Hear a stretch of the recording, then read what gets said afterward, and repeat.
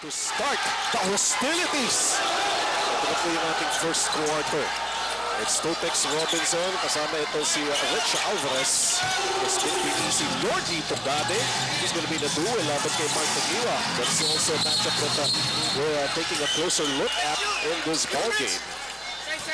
Agad foul kaagad na nangyari rito, Eric. Itatawag ito laban kay Rich Alvarez. Well, talagang ina-attack agad ng Red Bull yung defenses ng Barangay Ginebra. Pero makikita mo, Benji, in this game, panibagong starting five na naman yung ginamit ni Coach Yao. Yes. Rich Alvarez, natapik yung bola, pero mari-recover. Pero at the end line, tapik na pa rin ito si Mark Banggaan. So, bumababa yung shot clock para rito sa panig ng Red Bull. Lordy Togade has to make a quick move towards the basket. And it's counted. Even up to now, si Lordy Togade still hot. So yung game niya last time out, hindi siya nag-start. Second quarter na siya naglaro doon and he was already burning the hopes in this ball game. Ganoon na naman ang resulta. Unang dekada nitong si Lordy Togade, nakashoot kaagad. So sabi nga natin, napatsagan natin mabuti. Ito si Lordy Togade, yung kanyang scoring duel na magaganap laban rito kay Mark Tagiwa. And of course, so, sa ngayon nakikita natin si Lordy Togade, tinatao pa lamang niya rito si Mark Makapagal. Isang Mark din, ha? Isang Mark, mahilig talaga siya sa Mark. Depensa niya, puro Mark. Minamarkahan niya lahat yan. Basta kalaban.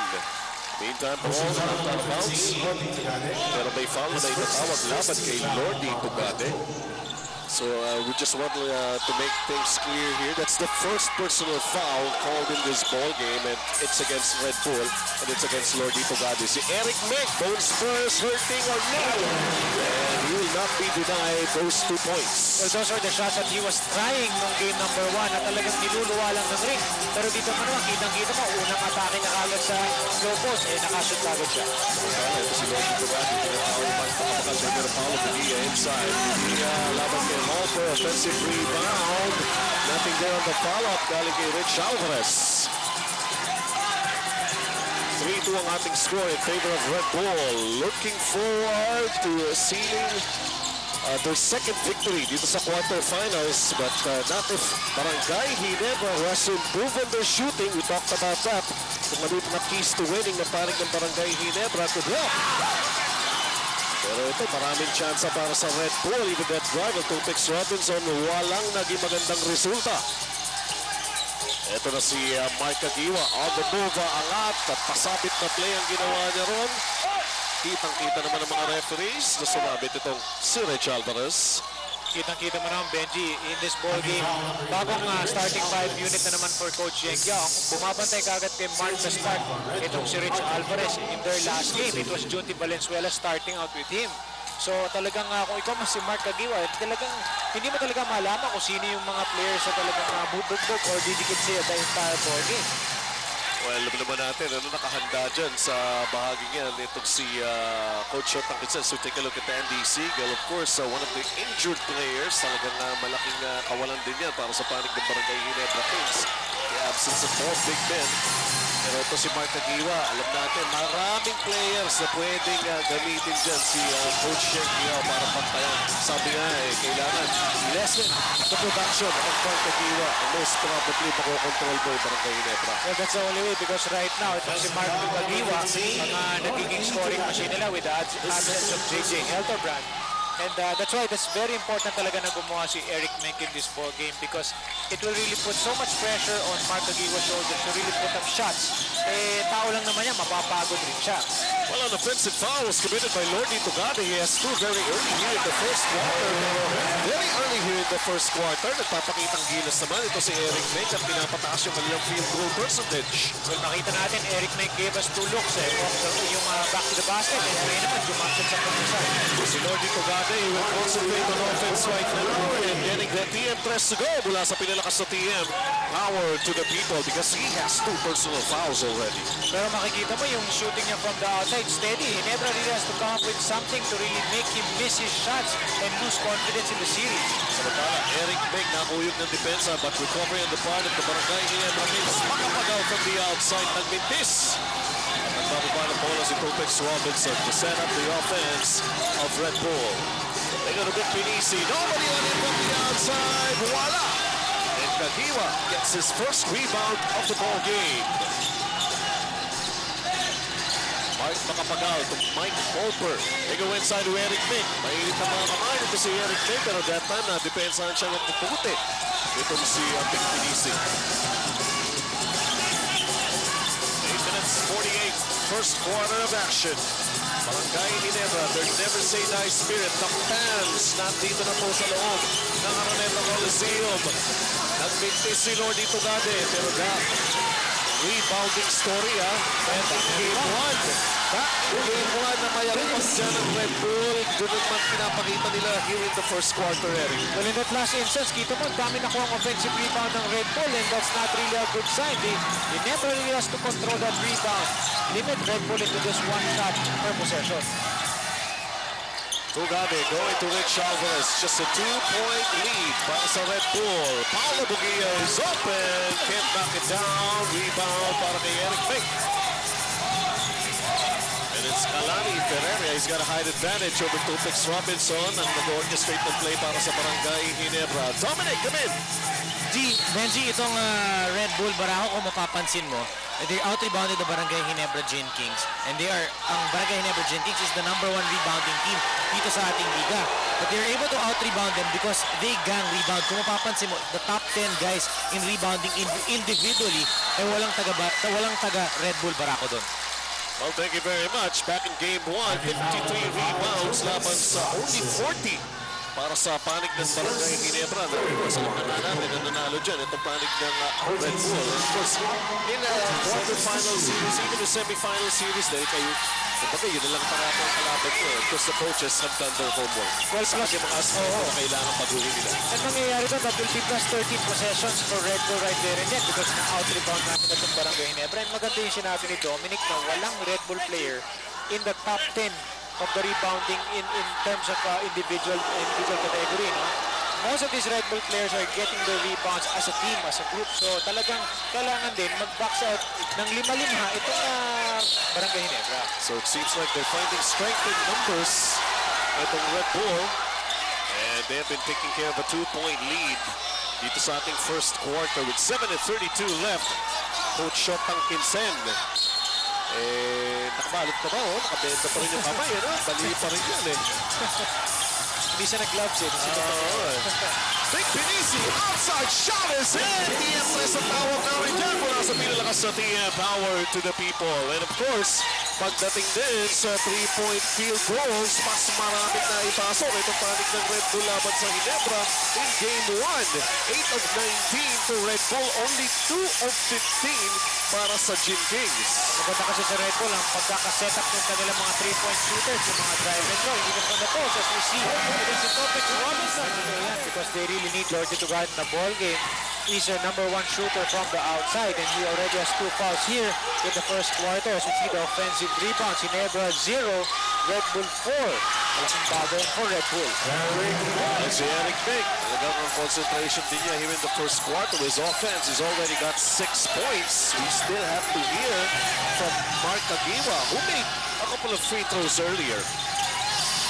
Big Pinisi from the outside. That time lumuha another offensive rebound para sa Red Bull. And Paulo Bugia will net his first 2 points. Well, right now, itong nagiging problema ng Barangay Ginebra here in the first quarter is we see the field goal story, 3 of 7 Ginebra, 6 of 15 for Red Bull. Ang dami na nagiging attempts ng Red Bull because of all those rebounds. Samantala, ito na naman si Eric Mick who will be called for traveling. Talaga nakatayo lamang ron si Big Pinisi. And Eric Mick, medyo na frustrate ito doon sa tawag na yun. And, emotions could truly run high. Dito na tayo sa ganitong phase ng ating tournament. Mapatawagan talaga siya because hinawakan niya yung bola and then he slammed it on the floor. So the referees automatically gave him a technical foul. Ito si Eric Mick. Hindi pa rin talaga siya masaya. Hindi siya mapaliwanagan ng ating mga referees dito. Pero si Lordy Tugare ang titira. Itong technical free throw. Isa lamang yan. At of course, this will also be possession para sa panig ng Red Bull. Dominic! Benji, itong Barangay Ginebra Gin Kings, they're going to change up on defense. Ngayon magsosona sila to try and solve yung problema nila sa offensive rebounding itong Red Bull Barako. At yung sinasabi nyo nga, itong magpapakawala itong si Mark Tagiwa ng kanyang opensa. Kaya actually mukhang nahihirapan siya kanina, nakatape yung ankle niya and he cut it out para mas makagalaw siya dahil he's not really used to taping his ankles. Alright, thank you very much for that information. Talaga binamatyagan po ng aming kasama si Dominic Uy ang bawat mga pangyayari to both sides dito sa ating ball game. Nice pass! Kalani Ferreira, recipient of that. At i-score na rin po si Kalani Ferreira to make this an 8-point game favoring Red Bull. Pero malaking bagay yung assist na ginawa kay Kalani Ferreira because nai-involve ngayon na ang ibang players ng Ginebra, especially those guys coming off the bench. There really has to be a lot of ball movement para sa panig ng Red Bull. Lalo na nandito tayo sa first quarter. Kumbaga, hindi mo pa mararamdaman yung mga pagod din. Nandiyan pa yung energy lahat. Nandiyan pa, tsaka yung mga gigigil. Katulad nga ng speaking of panggigigil, etong si Eric Meng, gigil na gigil here in the first quarter of play. Narinig niya yata tayo ng pregame. May A-game ng Eric Meng. O itong A-game ko. Kaya he's got 8 points already. Pero bilis ang pawi. Yung panig ng Red Bull, Pakalabugia, already with 6 points dito sa ating first quarter, mga kaibigan. Good start for Paolo Bugia. Considering na hindi naman talaga nakikilala si Paolo Bugia for Red Bull na gumagawa. Although pag nabigyan ka talaga ng playing time, as we see Mark Tagiwa scoring again from underneath, moving well without the basketball. Yan ang ginagawa nito panig ng Barangay Ginebra Kings. So they still have the energy here in the first quarter. Walang tigil sa kakagalaw. Makakuha ng espasyo for a nice shot at the first field goal ni Mark Tagiwa. And a 3-second violation. They forced a turnover at the panig ng Barangay Ginebra Kings. So they will get back ball possession here. 4-24 dito sa ating unang quarter pa lamang.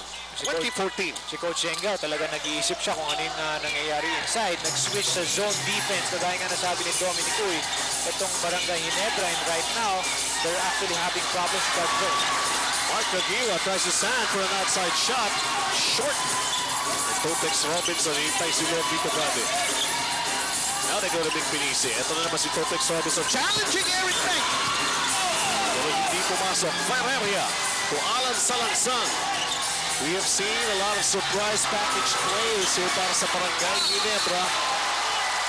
Pero hindi pa pumuputok si Eric Meng ang na-foul going for the shot. And it will be the first time for this ball game si Eric Meng ititira ng dalawang free throws. What's nice about that, Benji, Eric Meng is getting his shots off the pass, off the post, and nakikita naman natin in that last play of those rebounds. So maganda, aktibong-aktibo talaga si Eric Meng here in the first quarter. Kaya mismo si Paolo Bugia na attract na dumipensa laban dito kay Eric Meng.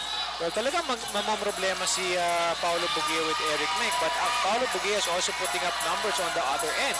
Nakaka-contribute din siya with his playing time. He missed the second free throw.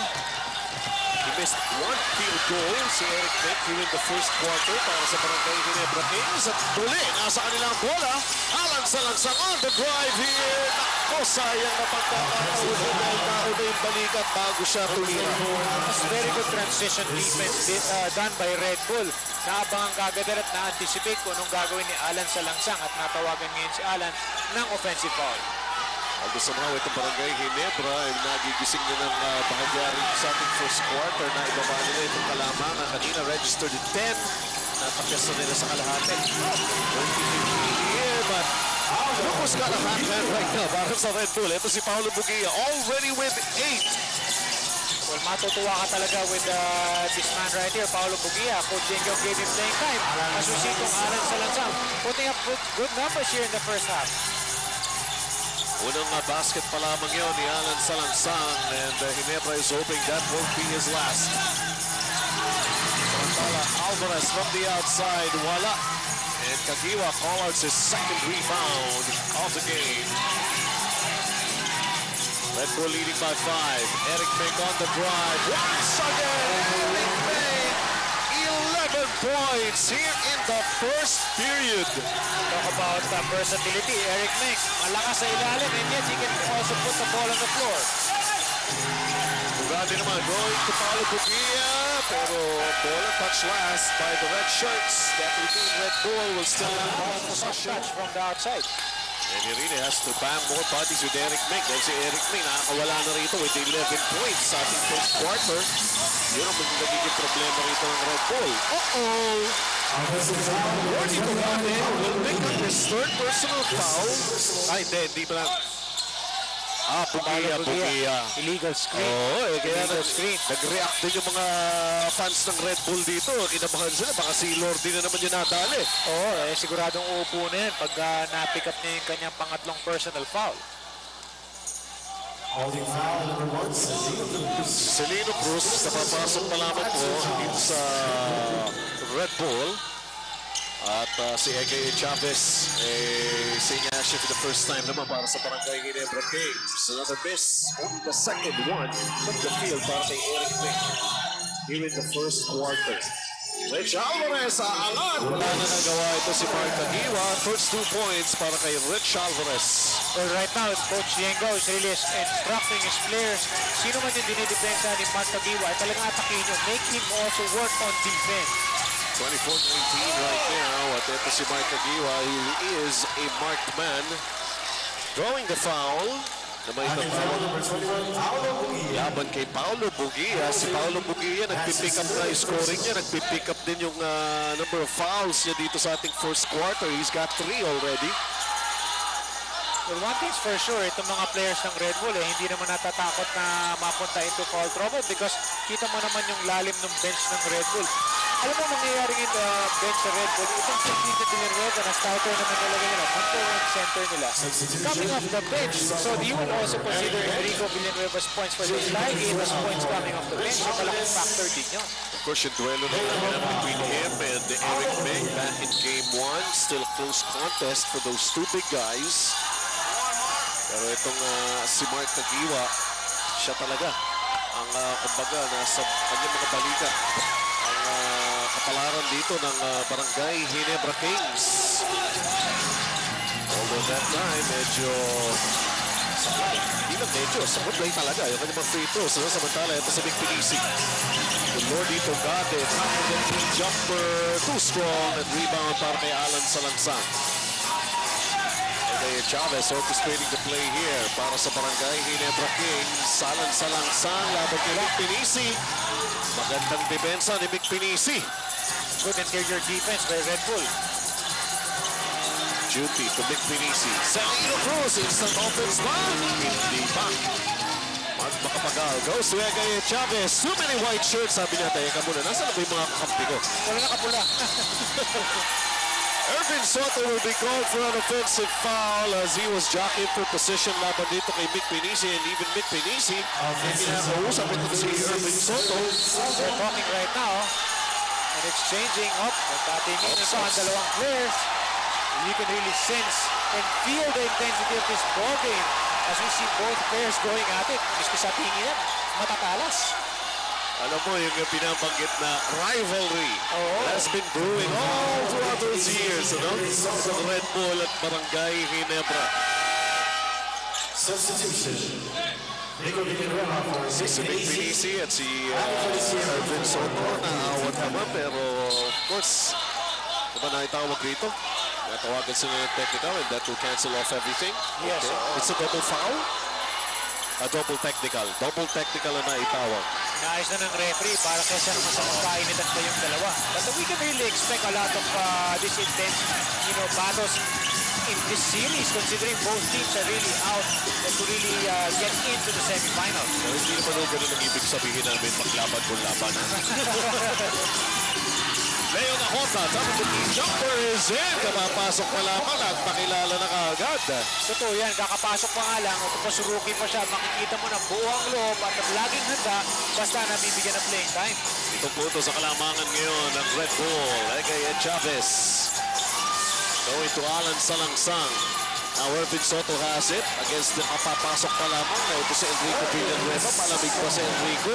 Soto will get his first basket of the game. Report sa Pangkitsen, knowing na itong si Enrico Villanueva, bagong pasok lang, inatake kagad siya ni Irvin Soto. About 5 seconds differential between game clock and the shot clock here para sa ating first quarter. Red Bull still with the lead, 5-point lead. Shot clock down to 6 seconds para sa Red Bull. At pa sila ng turnover. Traveling call laban kay Leo na Honda. Ginebra defense, very aggressive. Makikita mo, forcing Red Bull into a turnover. Ito na yun, Mark Kagiwa. Ginebra going for the last shot here. They need some big basket here para kay Mark Kagiwa. Just defended well. And he came up short. Hindi sila pinagsabay ngayon sa loob. Hindi, pang second quarter itong si Enrico Villanueva, pinoconserve na mabuti ang energy niya ni Coach Yang Yao. So lamang ng 5 itong Red Bull. Larry Fonasher makes a move towards the basket. Everything but a shot. At si Egay Chavez. Kagiwa with a quick pass inside. Papunta kay Irvin Soto. In the look of the Giants. Si Soso Giant himself. Umangat, pumasok. Talking about quality minutes, itong ginagawa ni Irvin Soto. Pinasok nga lang siya ni Coach Pangkitsen and he's very aggressive. And umatake kagad siya on the low post. He just got fired up. Pagkatapos siyang sipasin kayo ni Mick Pinisi kanina. Masama po yung gagalit itong si Irvin Magic Soto. Extreme magic. Extreme Magic. Extreme magic. Mark Kagiwa! Post to post by Mark Kagiwa. Splitting the defense ng Red Bull. Kagiwa has 6 points. At ngayon, 1-point lead na lamang ito para sa Red Bull. Dominic, coming in with this report. Itong Red Bull Barako, you'll get a lot of good tips talaga dito kay Coach Yang Yao. Sinabi na kanina, guys, versus the zone, basta umikot na yung bola, then you get a good look. Shoot without hesitation. So binibigyan talaga ng kumpiyansa itong buong team niya. Kaya naman kahit sino yung hugot nitong si Coach Yang Yao, ay maganda nilalaro. Thank you very much. Samantala, nakita natin maganda rin yung play na ipinakita ni Larry Fonasher to get a 3-point play here para sa Red Bull. Kita mo naman, tama yung sinabi ni Dominic. Aside from changing his starting 5 in every game, giving his players minutes, sinasabi niya sa players, tapos sa open tira mo na. And that's the only way a coach can really give confidence to a player. That's why naman, miski sinong bunutin ni Coach Yang Yao dyan sa kanyang bench, ready to deliver. So Red Bull 29-25 here. Egay Chavez, speed factor going for him, getting his first 2 points. Pusin na pusin si Coach Yang Yao. Now, tinatak na from the bench ito si Mike Rayback because sometimes down the floor, itong Barangay Ginebra umatake ng coast to coast. One with Mark Kagiwa and the other one with Egay Chavez. Yes. Kasi Irvin Soto ron, hindi rin nakadepensa na mabuti. Itong si Enrico Villanueva. But Junti Valenzuela, kanina, ginit pa po yung team dito eh. Pero bumawi. That was a good 360 move by Junti. Dito makikita natin how we elude 2 defenders there. Junti Red Bull. Enforcer. Special. Pinahinga muna ni Coach Yang Yao si Enrico Villanueva. Hindi niya nagustuhan yung performance ni Enrico coming off the bench. Baka naman si Enrico Villanueva, hindi rin maganda yung pakaramdam coming off the bench. No? Gusto niya yata start. Oo, masanay siya ng nagsa-start for the ball game. So, but as you said, ito si Coach Yang, he really mixes up his starting five. Samantala, outside shot won't go para kay Alan Salangsang sa rebound play. Over the top na. So, change possession. This 5 of Ginebra right now is talagang really mixing it up. Physical as we see the first quarter turnover and points off turnovers. Red Bull nakakuha na ng 11 points off turnovers. Ang Ginebra, dadalawa lang. So, mas nakinabang. Nakinabang ng Red Bull. Shell. Naghahanap na mapapasahan. Going to Leona Horta. The jumper won't go. And before anything could happen, may foul na nakita. Mark Kagiwa. Sino ba yung katabi? Si Junti na naman. Well, talagang it's Mark Kagiwa and Junti Valenzuela. Pareho naman pala sila eh. pareho sila. So Talagang, it's a double foul. well, we really expect a lot of physical action between the two teams. Kanina, Irvin Soto, Mick Pinisi. Ngayon naman, Mark Kagiwa and Junti Valenzuela. So So what will happen here? This is going to be a jump ball at center court. Magiging jump ball. Both of them incurred a personal foul each. Double foul ang tinawag, so gina-jump ball natin yan. So it's way back and Soto at center court. And the tip. Nakapulin sana nitong si Junti Valenzuela, pero nakatapik si Rayback eh. So bola na ito ng Barangay Ginebra Kings trailing by 5 dito po sa ating second quarter. 32 ang Red Bull, 27 ang Ginebra. Benji Santiago with Eric Reyes, Dominic Uy at courtside para sa ating Game 2. Itong quarterfinal series na ito sa labanan itong dalawang koponan. Irvin Soto laban kay Rayback. Salangsang, medium range jumper is in.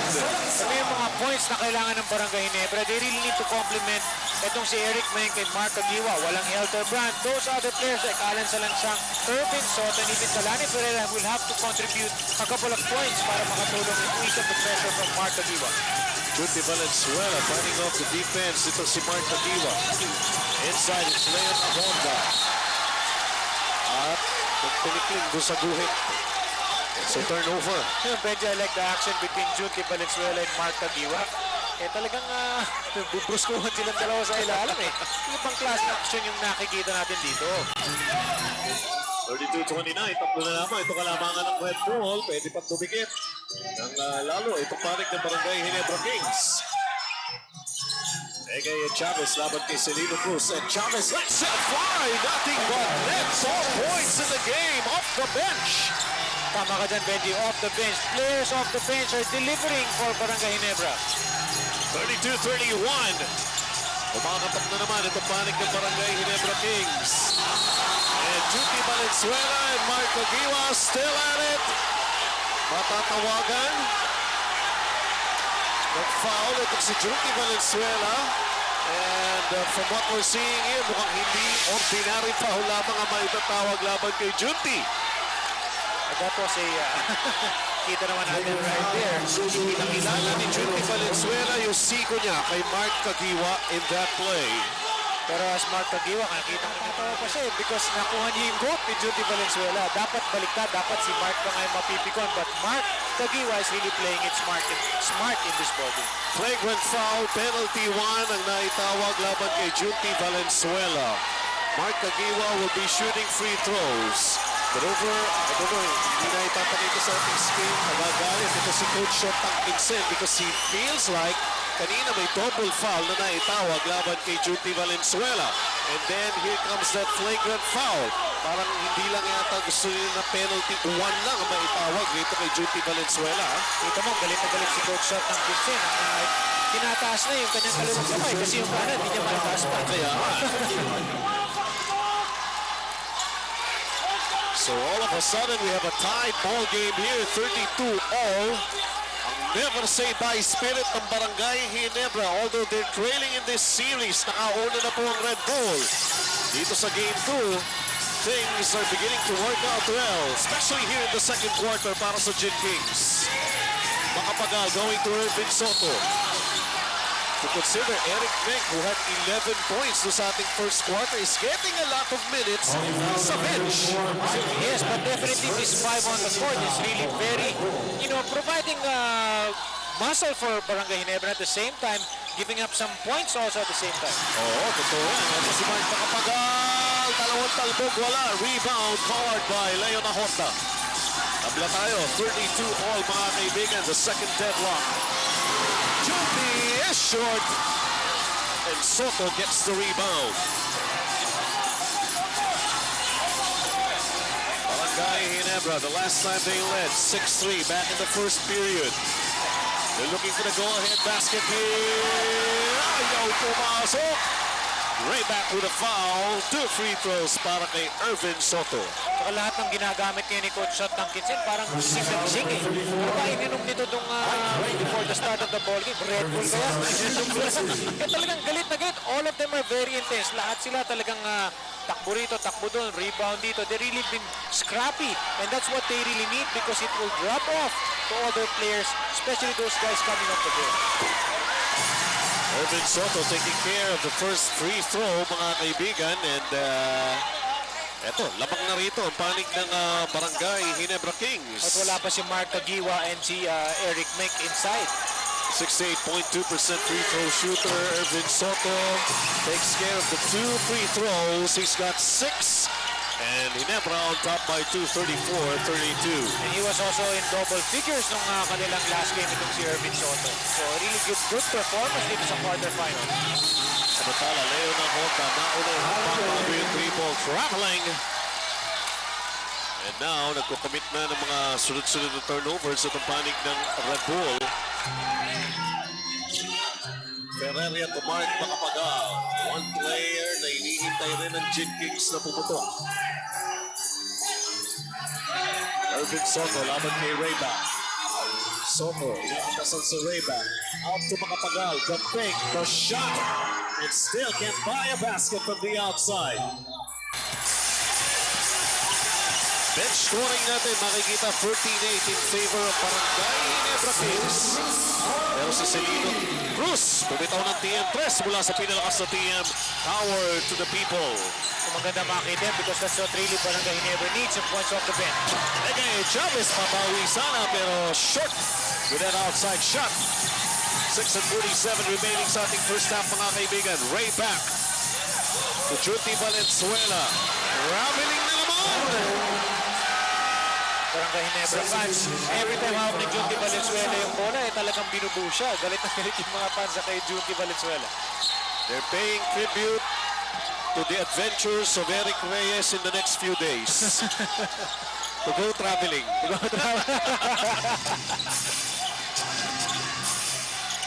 Barangay Ginebra, trailing by 1. Si Eric Meg is back. Challenged by Ray back.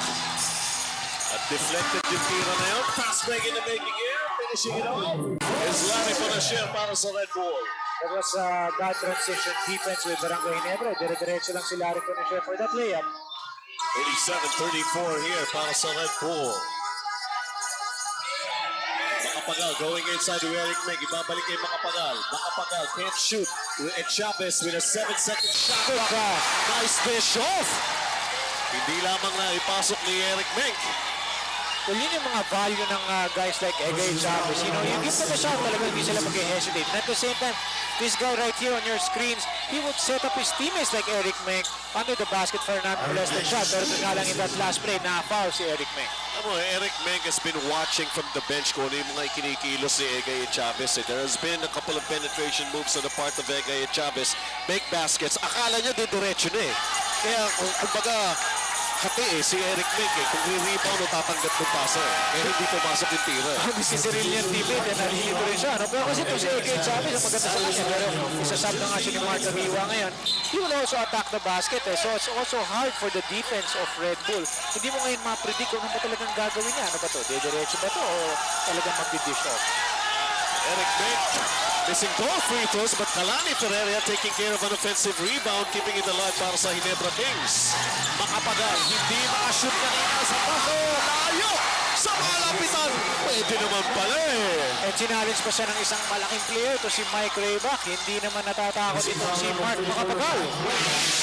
Kailangan na para makuha yung press, dalawang sequence, ika nga. Ito yung unang sequence. Pasabit, may foul. Mga fans natin dito kung saan ang gagaling at may kanya-kanyang dala ng mga mga streamers. Pinapagawa pa nila yan.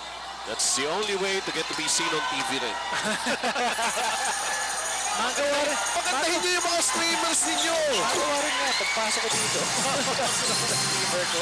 Ayun speaking of 3-point play kanina, kompleto naman ang 3-point play ni Mark Makapagal. Turnovers in the second quarter. Red Bull with 4. Ginebra 0. Ginebra playing well here in the second quarter, especially as we see Mike Rayback with that booming 3-point shot. TM Tres mula sa pinalakas na TM. Power to the people. That's only the first basket. Ito si Mike Rayback. Most of the time he has been concentrating on defense, defending the big guys of Ginebra like Irvin Soto and Eric Meg. Eric Meg never giving up, never say die, and trying to come up with a basket. Parang sinabi mo, may plus pa kayo, may bonus pa, masakit pa yung pako.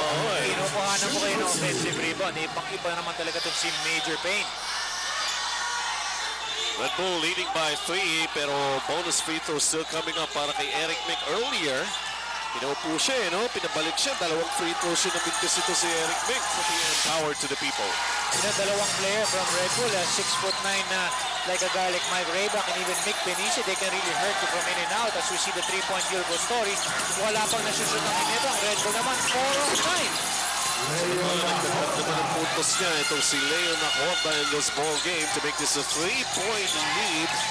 Medyo breathing space para rito sa panig ng Red Bull. Mark Makapagal. Ang ganda naman ang pagkakita niya rito kay Kalani Ferreira sa ilalim. Almost an alley-hoop play. Wala nang babaan eh. Oh, because ito si Kalani Ferreira is always a recipient of a lot of good passes and converted ones at that because he's been really moving well without the basketball. Larry Tonashev challenging the defense of Ginebra. Hindi lang nga pumasok. A good attack by Larry Tonashev. Kagiwa, Baguio is on him right now. Baguio had a nice game in Game 1. Para dun sa cause ng Red Bull to take a 1-0 lead dito sa ating serye na ito. And Larry Tonashev connecting off a pass. Red Bull back to a 3-point lead, 44-41. Red Bull has to really keep the pressure on sa Barangay Ginebra, especially on transition defense. Kalani, atake lang na atake. Leader naman si Kalani Ferreira. Tingnan mo naman, Benji, kanina pa siya, very consistent, always active. The backcourt men itong Barangay Ginebra Kings, they have a height advantage. Oh, malalaki sila eh. Makikita natin dito yung pasa ni Eric May. Good recognition on the part of Major Bay. Nahuli na yung depensa nila yung opportunity to tie the count. Free throw story for Red Bull. Ginebra, 9 of 15. Makikita naman natin Red Bull nasa penalty na nga. Team toss ng Ginebra, dalawa lang. Good for Ginebra to really pass the ball to Eric Mink on the post at atakihin yung depensa ng Red Bull. And of course, the almost flawless play na ginagawa rito ng Barangay Ginebra in the second period. No turnovers yet. At sino ba yung nasa loob ng second quarter? Puro mga players lang. Leo Nacorda hitting again for Red Bull. 46-44 here. Manny Ramos forced to bring down that leather. Tinatao si Kalani Ferreira ni Solino Cruz. Now, Ferreira has the leather. Kalani sa left corner court going to Eric Mink. Balik kay Kalani Ferreira. Great post move para kay Eric Mink at may tulak na sa likod. Seems like Enrico Villanueva could not get himself going in this particular ball game. Yes, it's really tough for Enrico because he's coming off the bench. Samantala, ito naman Ginebra, they know how to attack Enrico and get him out of his game early. Hirap kasi na maging in sync si Enrico in this ball game because you know what Enrico can do for you. But everybody knows what Eric Mink has been doing para sa panig ng Barangay Ginebra Kings here in Game 2. Nakita mo naman yung sinabi ni Enrico kanina as we see Rodney Santos on your screens, yung mga walking wounded, si Romela Ducol, nagpapahinga lang in order for them to get back as fast as possible for Barangay Ginebra. Most likely, next conference na yan. Mink taking care of things from the free throw line already with 15. Wala na naman tayo, 46 all. Ang pang-limang pagla. Ito sa ball game. A steal para kay Mark Kagiwa. So right now, Mark Kagiwa is really the do-it-all man. Scoring, rebounding, steals, defense. Ang iinis pa kay Jordi Valenzuela. Lahat-lahat na kayang gawin ni Mark Kagiwa. He really has to do everything in order for Barangay Ginebra to win. Sabi nga, hindi lang naman physical game yan. No? Kailangan din Utakan. Yun, yung sinasabi mo.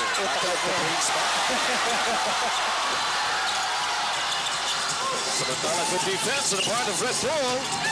Solino Cruz, Lordy Togade, looking for the open man. Solino is open, but could not ring the bell from the outside. Ito ngayon si Makapagal, inside to Eric Mink. Offensive foul on Eric Mink. Better watch it because hindi na siya pwede magpa-technical foul ulit. Pwede siyang thrown out of the ball game because he already has one technical foul in the first quarter. Kid Scandal as we go into the action. Magbitis ang Red Bull. Tabla tayo, 46 all. Eric Mink. Going to Mark Makapagal. Ball almost stolen by Lordy Tugade. Shot clock down to 9. And still, wala pa rin 3-point basket ang Ginebra. Although may foul on that follow-up shot. Si Enrico Villanueva matatawagan with a foul. Pangalawa. Ibang klase yung Eric Meng in this ball game. You know, in game number 1, he was really struggling. Although he was able to put up shots, hindi lang talaga pumapasok. Pero in this ball game, ibang-iba yung kanyang aggressiveness for this ball game. Talagang gustong-gusto niya makabawi dito sa Red Bull. And most of his numbers are coming off free throws.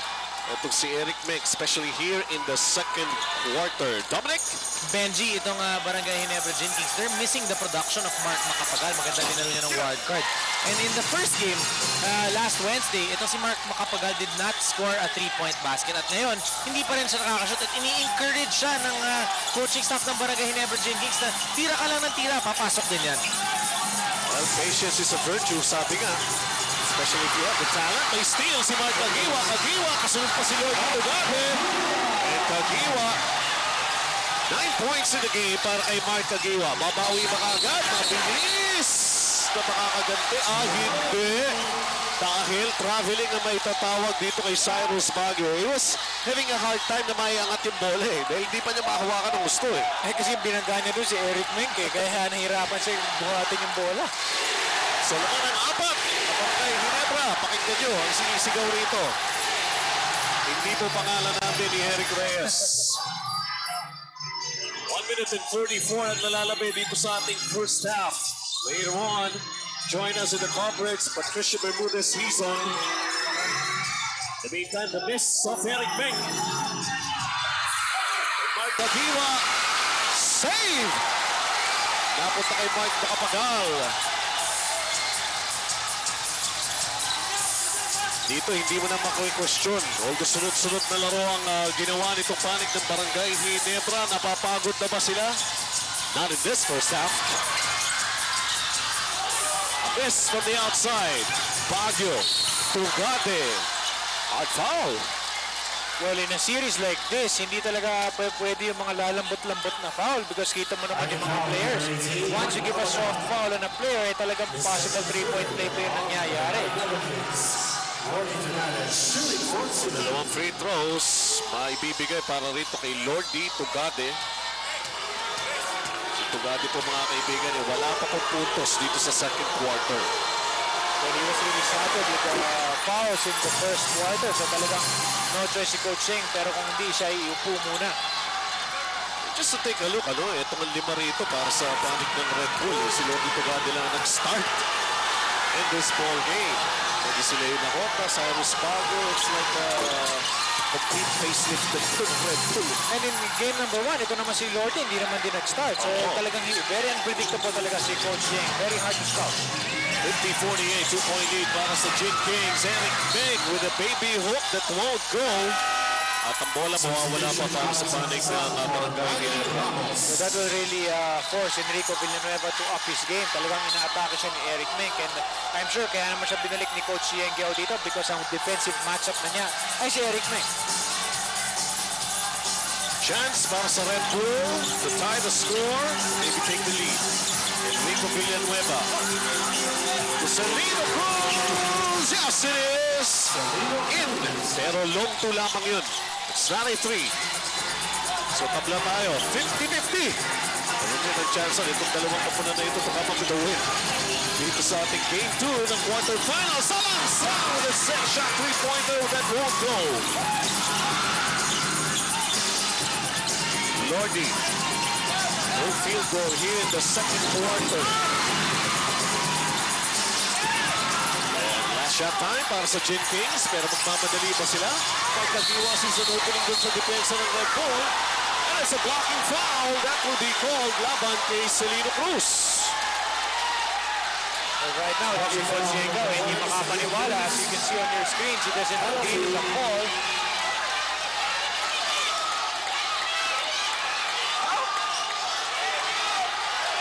Pinapakita pa niya yung posisyon ng kanyang player in that shaded area nung umatake itong si Mark Kagiwa. Pero itong si Mark Aguila is getting ready for the 2 free throws. Pero mapapansin mo, Benji, mga points ni Mark, talagang mahirapan din. Aside. Mark Aguila making both the free throws. Mark Aguila has 11.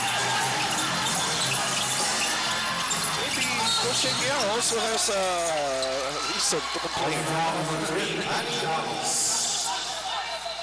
His first 14 foul for the Kings.